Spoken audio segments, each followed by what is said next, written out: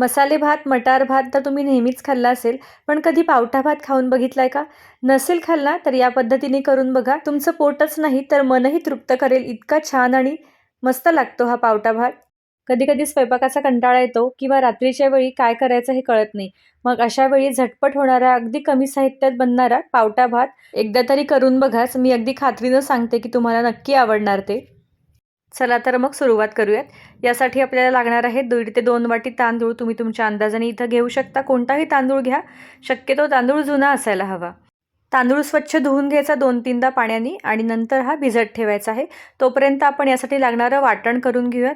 आता वाटणामध्ये आपल्याला भरपूर लसूण पाकळ्या घ्यायच्या आहेत. खोबरं घ्यायचं आहे. सुकं खोबरं वापरलेलं आहे. तुम्ही ओलं खोबरंसुद्धा घेऊ शकता. आता याच्यामध्ये हिरवी मिरची, जिरे आणि कोथिंबीर बस इतकेच वापरायचं आहे आपल्याला.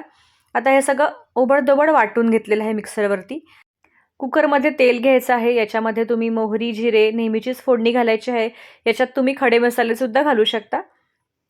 जिरे, मोहरी तडतडल्यानंतर आता याच्यामध्ये पावटा घालून घ्यायचा आहे. पावट्याचे दाणे सोलून घेतलेले आहेत आणि अर्धी वाटी पावटा इथं मी घालून घेतलेला आहे. थोडंसं परतून घेतल्यानंतर जे आपण वाटण वाटलं होतं ते घालून घ्यायचं आहे. आता ह्याच्यामध्ये बरेच जण कांदा, टोमॅटो ह्या सगळ्या भाज्या वापरतात किंवा इतरही भाज्या वापरतात, गाजर वगैरे. पण मी इथं काहीही वापरलेलं नाही आहे, कारण मला भाताला पावट्याचा स्वाद हवा आहे. अगदी अस्सल पावट्याचा स्वाद आला पाहिजे म्हणून मी बाकीचे काहीही मसाल्यांव्यतिरिक्त घातलेले नाही आहे. आता याच्यामध्ये हळद, लाल तिखट आणि महत्त्वाचा म्हणजे कांदा लसूण मसाला घातलेला आहे.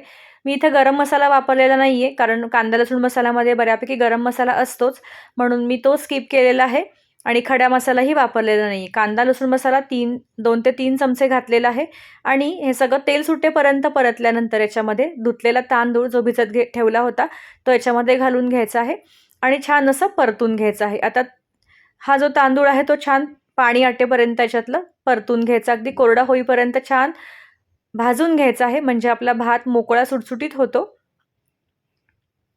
2 ते 3 मिनिटं परतल्यानंतर बघा याच्यामध्ये पाणी घालून घ्यायचं आहे. आता मिक्सरच्या भांड्यामध्ये जो काही मसाला लागलेला होता तोच आपण विसळून याच्यामध्ये घातलेला आहे. अंदाजाप्रमाणे तुम्ही इथं पाणी घालायचं आहे. आता हे जरा मिक्स करून घ्यायचं आहे.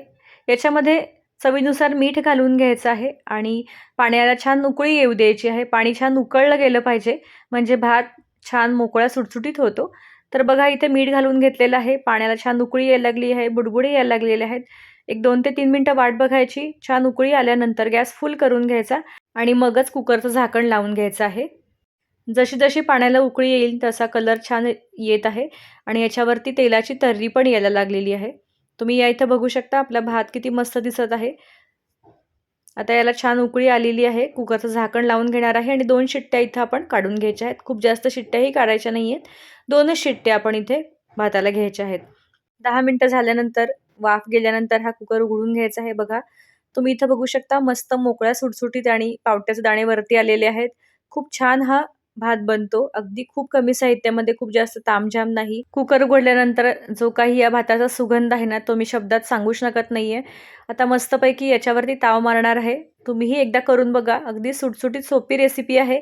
हा पावटा भात सीझन आहे तोपर्यंत याचा आस्वाद घ्या आणि मला एकदा नक्की सांगा की हा भात कसा झाला ते. याच्यावरती तूप, कोथिंबीर आणि लिंबू टाकून मस्तपैकी ह्या एन्जॉय करायचा. रेसिपी आवडली असेल तर लाईक करा, शेअर करा, सबस्क्राईब करा.